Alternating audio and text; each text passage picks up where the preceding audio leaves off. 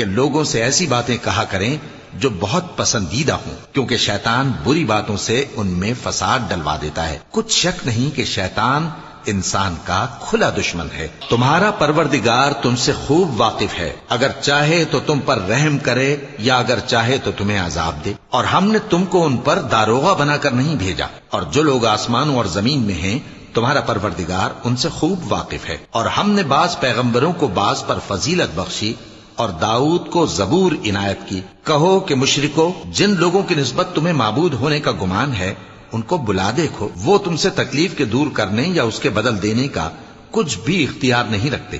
یہ لوگ جن کو اللہ کے سوا پکارتے ہیں وہ خود اپنے پروردگار کے ہاں ذریعہ تقرب تلاش کرتے رہتے ہیں کہ کون ان میں اللہ کا زیادہ مقرب ہوتا ہے، اور اس کی رحمت کے امیدوار رہتے ہیں اور اس کے عذاب سے خوف رکھتے ہیں۔ بے شک تمہارے پروردگار کا عذاب ڈرنے کی